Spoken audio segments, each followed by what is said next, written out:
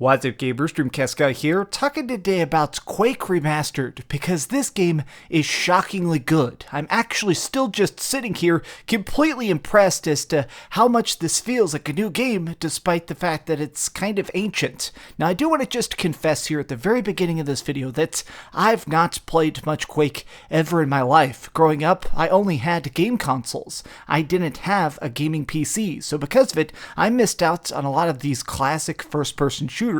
Stuff like Quake and its expansions, classic adaptive Doom, those first early games that kind of built the foundations of first-person shooters today. While I did occasionally play the later console ports of stuff like Doom and Wolfenstein 3D as they came out, I still feel like I missed something by not getting a chance to experience those earliest original versions of Quake. And now, this is basically that. This is essentially the premier version of classic Quake. This is a complete remaster of the entire game, including widescreen visuals, 4K resolution, 60 frames a second currently, and it's about to get a patch on PlayStation 5 and Xbox Series X, so it's over 100 frames a second. But there's also a lot of smaller details, like the fact that there's these enhanced enemy models, so whenever characters are running around, they actually look pretty good. I mean, this is pretty high resolution for how ancient it is. I just want to make it a note, this originally came out back in the summer of 1996. This is actually the 25th anniversary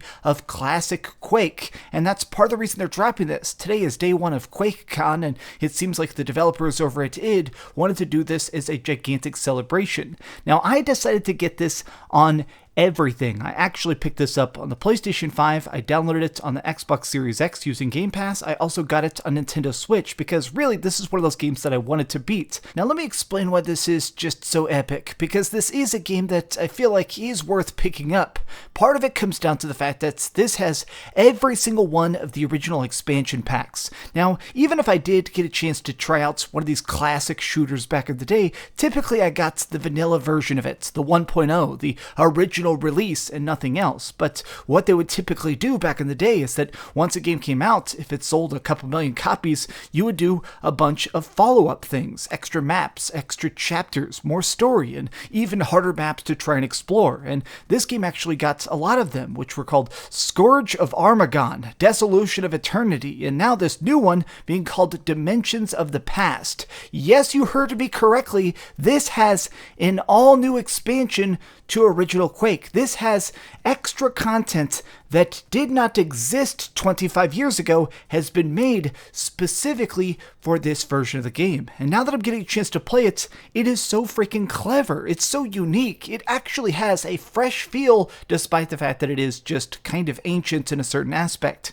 Now, this does actually include all of the original content, including the deathmatch. So if you're one of those people that did grow up trying to just blast people with gigantic gibs and try and rocket launcher people to freaking confetti, that is still included. In fact, this has online multiplayer with dedicated servers that are incredibly crisp. So far I've been playing this mostly on the PlayStation 5 just to try and pick up some trophies, and because I like my PlayStation 5 controller, and I've experienced zero lag over the internet. I've never missed a shot because of some sort of frame skip or the servers actually just glitching out. Everything in this has been incredibly crisp and incredibly responsive, and honestly, I see now why people think that this is just one of the most legendary first-person shooters that ever came out. It's kind of just insane to think that this is the game that sort of established old-school deathmatch. This is the game that sort of created the idea of online lobbies and custom servers and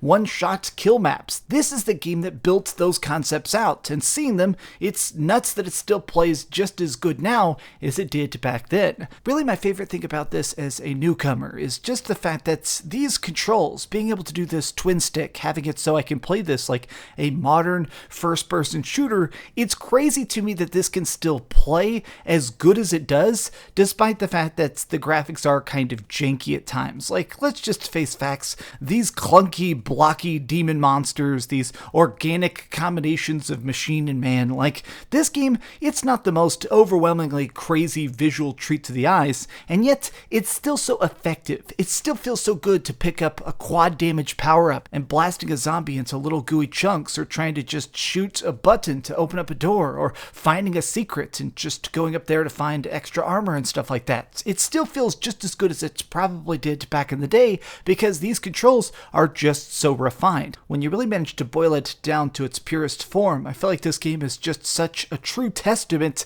to the high quality crafting of good level design, of trying to make it where each of these courses that we're playing through is sometimes only like 3 or 4 minutes per level, but going through so many different sets of them, going through all these different expansion packs, seeing how the developers get better with time, and seeing this different styles of experience, these different guns, from super shotguns to just your bloody axe. This game feels so primitive and yet so advanced at once. I think I'm gonna just try and beat every single level. Like, I'll be honest, at times I would flip it down to easy or flip it up to hard just to try and test stuff out, since every single stage is instantly unlocked and every single stage is just so tightly designed. It's kind of fun to even fail at stuff, to get ground into itty bitty chunks figuring things out. This game really is just the perfect emphasis of gameplay is king. It's just such a great example of a game that manages to be so fun, so punishing, and so freaking gritty in all of the right ways. I suck at it though. I mean, I'm just gonna say right up front, maybe it's the fact that I didn't grow up with this genre of shooter. I've seen some people call these boomer shooters or whatever like that. This game is very, very difficult to me,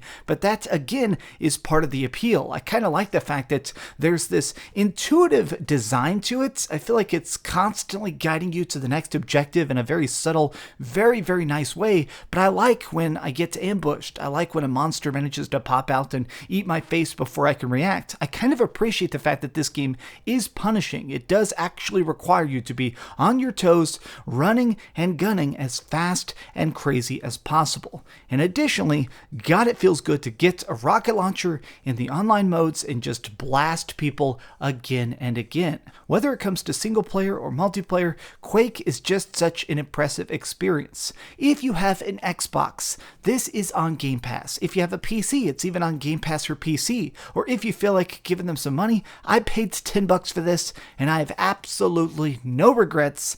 I highly, highly recommend this. If I could have any tiny gripe, I do want to say just right up front, maybe turn the brightness way up. This is a very, very dark game by default. I do think it's a bit easier to see and understand stuff if you just crank the brightness up to practically maximum. Additionally, if you want, there's actually a secondary mode, which is Quake 64. Quake 64 was originally like almost sort of a remake of the original Quake for the Nintendo 64, obviously. They put that in here. It's sort of just like a graphics pack that's optional, but if you install it, the game looks like this. And you know what? That's kind of interesting. This does bring me to the fact that there is just a lot of different graphic options in this game, making it so you can change the depth of field, motion blur, anti-aliasing, or even just turn the graphics down low if you want to play the original, most terrible looking version of Quake from 25 years ago, which I'm sure can be very, very appealing in its own way.